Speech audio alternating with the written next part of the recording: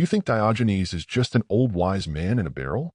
I say that 2,400 years ago, he first counterfeited coins until he was expelled from his hometown. Then he decided to give up all material goods. He didn't even use dishes. He ate only bread and lentils and lived for 90 years. He was the first radical pro-feminist in history. He often walked around naked and even masturbated in public. He said that there was nothing to be ashamed of in the natural. He encouraged women to do the same. He said that they had no reason to be ashamed of their physiology and cover their bodies. Do you want to know who Diogenes would be in 2025? What kind of wealth would he have? How many followers would he have on social media? And how would he comment on US politics and global crises? Stay until the end. The AI generation with Diogenes' answers to the challenges of the modern world awaits you in the finale. So who is Diogenes? Let's find out.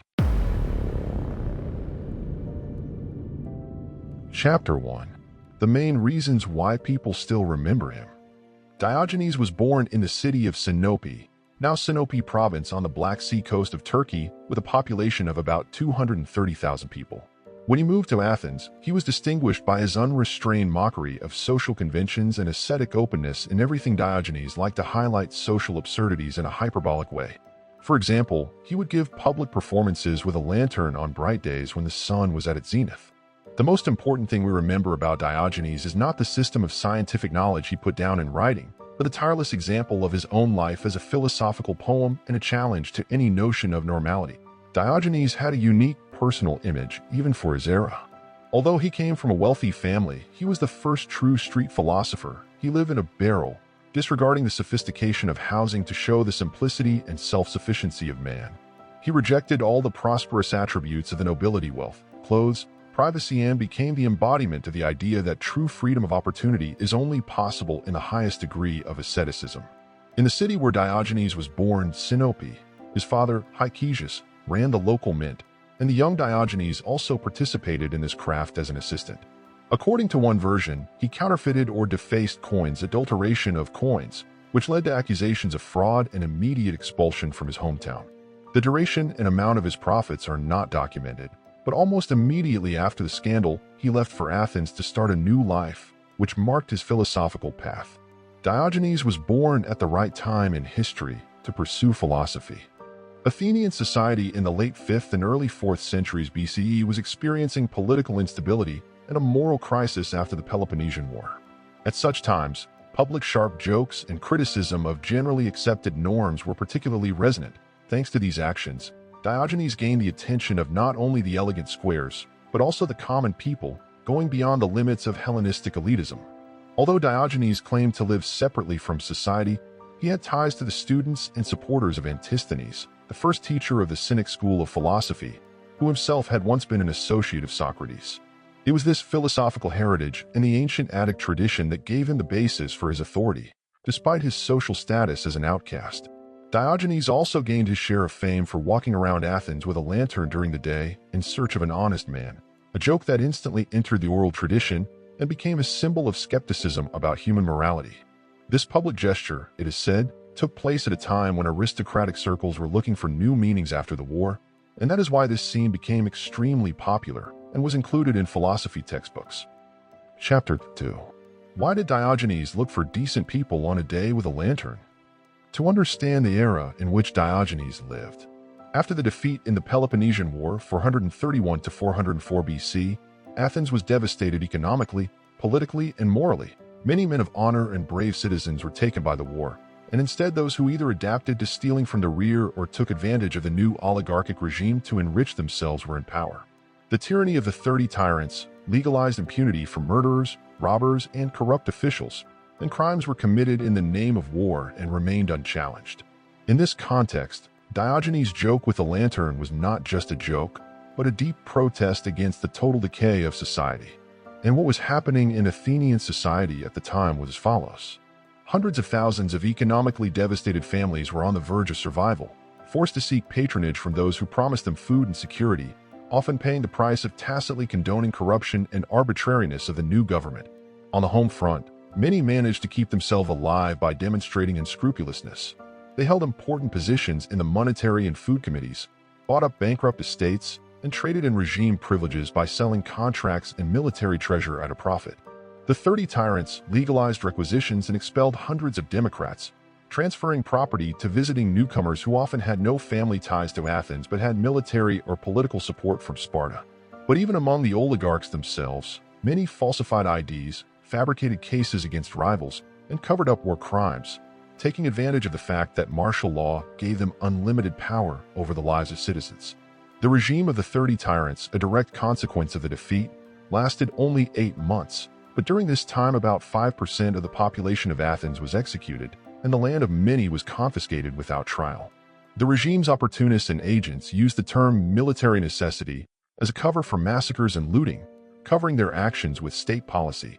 This made it possible to ignore established cultural and religious taboos. The participants in the shedding of blood and the plundering of rural areas acted without any condemnation from society, because they served the victor Sparta. It was in this atmosphere of moral vacuum that Diogenes went out with a lantern in the afternoon, jokingly looking for an honest man among the crowd of those who had survived the war at any cost.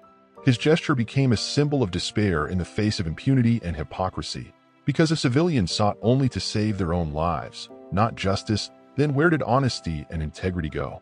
With this act, Diogenes drew attention to the fact that the true decent were destroyed or lost in the chaos of war, and only those who could survive and adapt to any circumstances remained. Thus, in the crucial times after the Peloponnesian War, Athens was in the grip of a moral crisis, where the victims of war mixed with those who survived due to unscrupulousness. The joke with the lantern turned into a bitter satire of a society that had lost its ideals, and it still reminds us of the cost of true honesty. Interesting facts about Diogenes. 1. A barrel instead of a house. In Athens, Diogenes lived not in a house but in a clay pythos, a huge barrel, in the marketplace, demonstrating that a person needs a minimum of things to be happy. 2. Public indecency as a philosophy.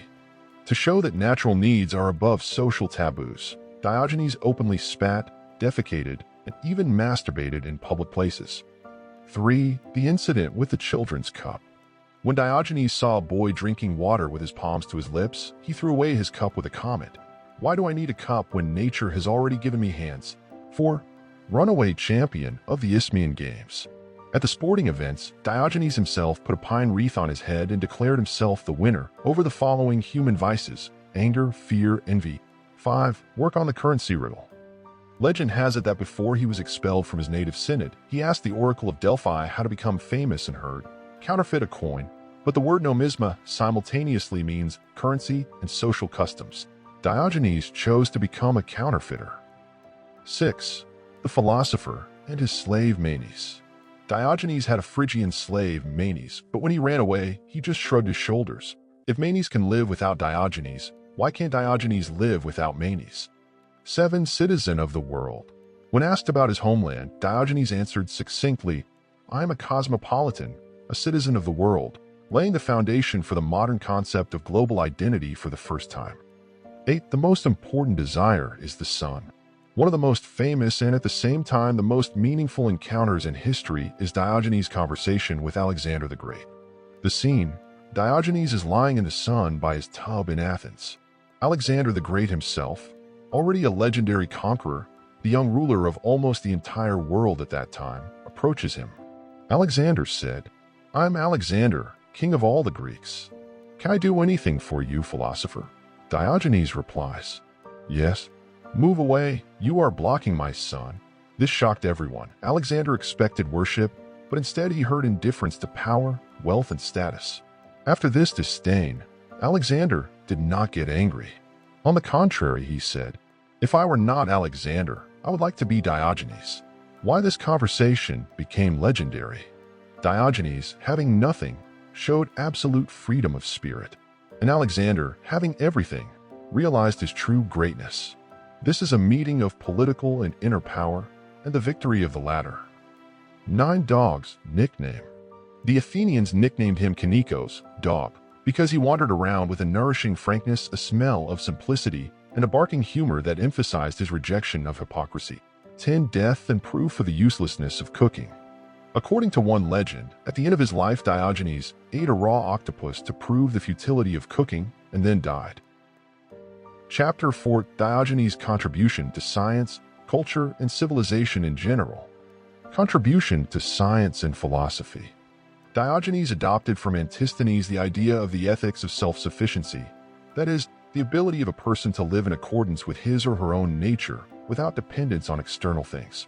This radical asceticism marked the beginning of Kainism as an independent school and greatly influenced the formation of Stoicism, where the ideas of self-control and moral independence became central.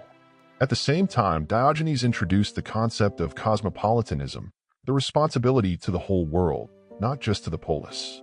When asked where he came from, he answered with one word: cosmopolitan, citizen of the world.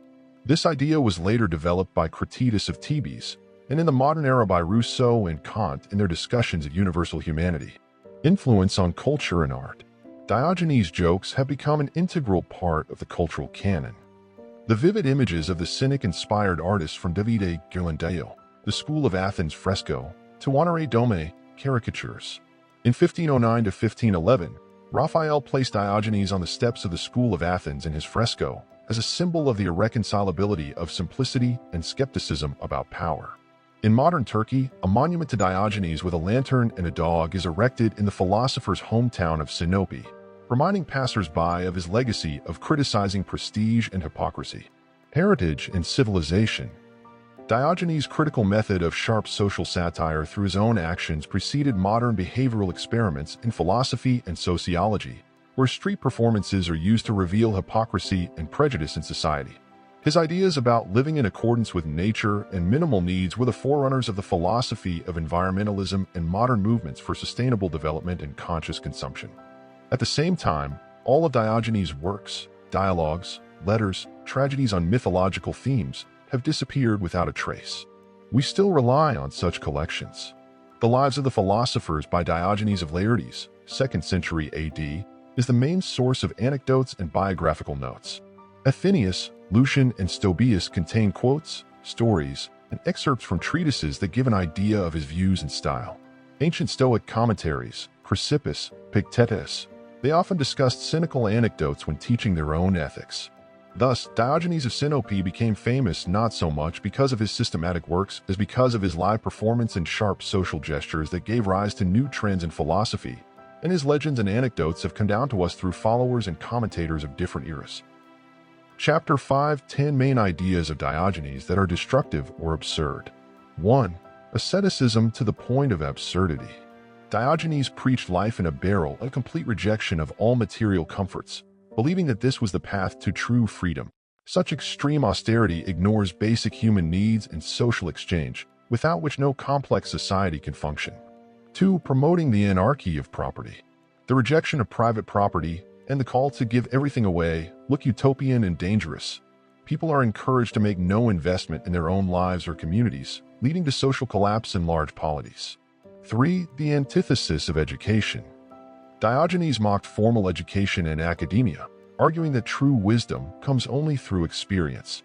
This is a rejection of systematized knowledge, without which the development of science and technology is impossible. 4. Cosmopolitanism without borders.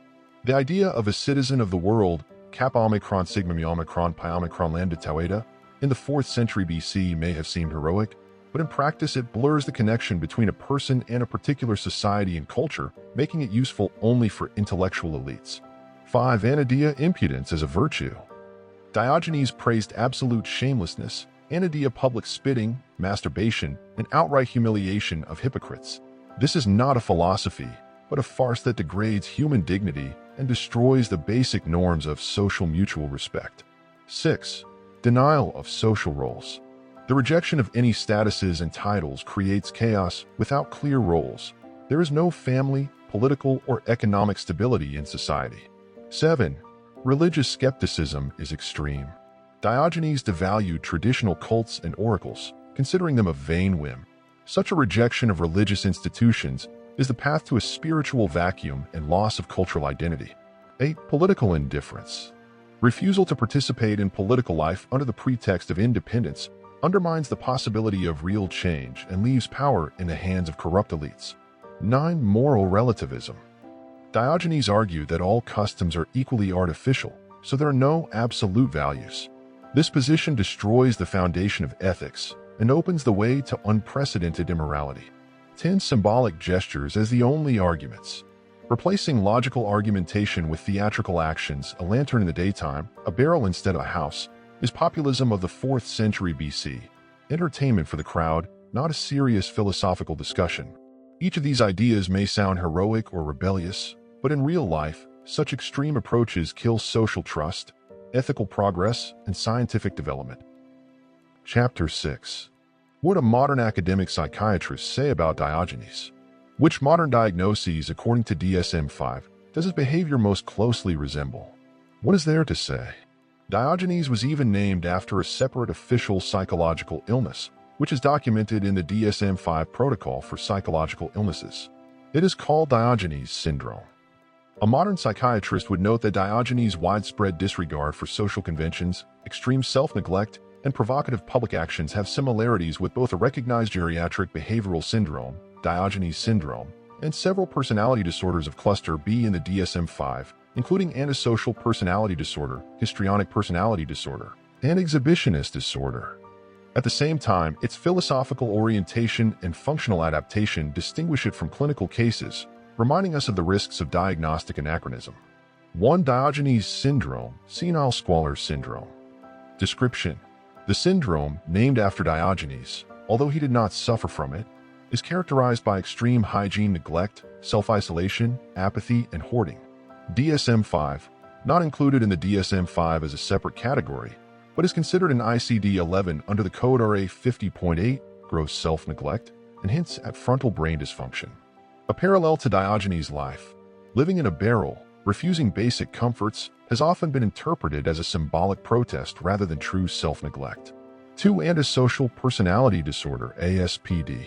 DIS-5 criteria: a pattern of disregard for the rights of others, violation of social norms, ruthlessness, impulsivity, and lack of remorse.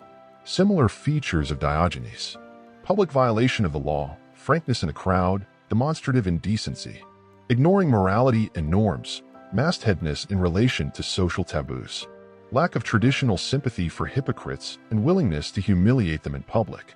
3. Histrionic personality disorder, HPD. DSM-5 criteria: pattern of excessive emotionality and attention-seeking, stage presence, rapid changes in emotions, sexually provocative behavior. Similar features to Diogenes: constant public performance, a lantern in the daytime, a barrel, spitting, as a way to attract attention and criticize society. The use of theatrical gestures and sarcasm as the main tool of philosophical argumentation. 4. Exhibitionistic disorder. DSM-5 criteria: for at least 6 months, a recurrent need and pleasure in displaying one's genitals to unsuspecting individuals, causing distress or impairment. Similar features to Diogenes. Famous anecdotes about public masturbation and demonstrative obscenities as a philosophical protest. Focus on shocking the public by violating intimate boundaries. 5. Boundaries of diagnosis and context. 1. Intent and functionality. Diogenes used extreme gestures consciously as a philosophical method, not out of internal psychological need or distress. 2. Social intelligibility. Many of his actions had a symbolic purpose to expose the hypocrisy of the elites and did not lead to social dysfunction in the classical sense. 3. Risk of anachronism. The concepts of nervousness and aspect of personality in the 4th century BC are different from the modern clinical context. Conclusion: no matter how we draw the parallels, the final conclusion is that Diogenes' behavior has features that resemble several DSM-5 diagnoses, but his philosophical purpose and era express social performance rather than mental disorder. His actions are best viewed as a radical form of protest behavior, rather than an illness. Chapter 7. What were Diogenes' political and ideological views? In short, Diogenes categorically rejected classical politics as a dirty theater of demagoguery, believing that true power belongs only to the virtue of the individual, not to laws or institutions.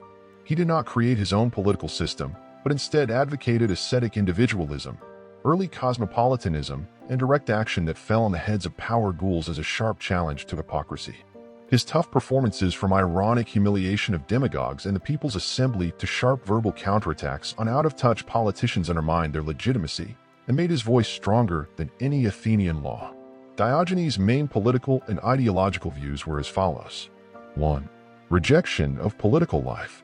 Diogenes praised indifference to positions and laws. He believed that true freedom and power belong only to internal virtuous impulses, not to external institutions. He did not participate in the Athenian People's Assembly and even spat on the idea of formal democracy, seeing it as the power of the masses over wisdom. 2. Cosmopolitanism. When asked about his homeland, Diogenes replied, "I am a citizen of the world, kappa omicron sigma omicron pi omicron lambda tau eta." One of the first instances in history of the idea that moral obligations are not limited to the borders of a polis. This early cosmopolitanism later inspired the Stoics. For Diogenes, it served as a way to emphasize the absurdity of ethnocentrism and the military orientation of states. 3. Ascetic individualism. Diogenes promoted complete self-sufficiency, alpha tau rho kappa epsilon iota alpha, and a rejection of private property, seeing this as the way to get rid of all forms of tyranny and corruption. For him, any dependence on money, status, law was equal to slavery, so only total asceticism could give true political freedom. Curious political performances. Public satire in the People's Assembly. According to legend, Diogenes once made his way into a meeting of Athenian citizens with a challenge. When a demagogue spoke, he spat loudly nearby, demonstrating that demagoguery was no more valuable to him than any natural act. A Spartan's remark about Hesiod. Although Diogenes admired Spartan courage, one Spartan quoted Hesiod, "It is incredible that death should pass away." Diogenes instantly responded, "But the Messenians and their oxen have died, and you are their neighbor," a poignant allusion to the brutality of Spartan wars and the cynicism of the heroization of death, a challenge to corrupt officials. Once, when Diogenes heard that an influential politician had received a bribe, he went to his house and began to bang his head against the gate, saying, "This is your real way of entering the city," and went away, leaving the politician in public humiliation. Refusal to obey the order of tyrants. At the time of the 30 tyrants, he was asked to detain the demagogue, but Diogenes refused, saying that he did not serve an illegal authority, which earned him a reputation as the only ambitious person among the mass of opportunists. Bottom line. For Diogenes, politics was an arena where leading hypocrites manifested themselves clearly. Through public performances, he forced society to look in the mirror of its own cynicism. And although he did not leave a systematic doctrine, his steadfast call for the virtue of the individual, cosmopolitanism, and ascetic protest against the authorities made him one of the most vocal anti-politicians in ancient Greece. Chapter 8. How did he treat women, and what did he say about them? Diogenes viewed traditional marriage and gender norms as artificial frameworks that restricted individual freedom. He advocated for the community of wives and children, suggested that families should be formed on the basis of consent rather than kinship, and ridiculed both excessive and minimal manifestations of the male or female role.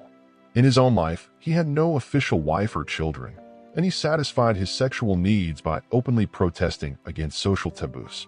Diogenes advocated the community of wives and children. In the lives and thoughts of eminent philosophers, Diogenes of Laertes recounts that Diogenes of Sinope promoted the community of wives, recognizing only the union of a man who persuades with a woman who agrees. And for the same reason, he believed that sons should also be common. Thus, the philosopher rejected the monogamous couple as the only correct form of relationship and put it on a par with any other social constructs. He also criticized marriage norms. According to legend, Diogenes believed that young men should not rush to start sexual life, and old men should never marry.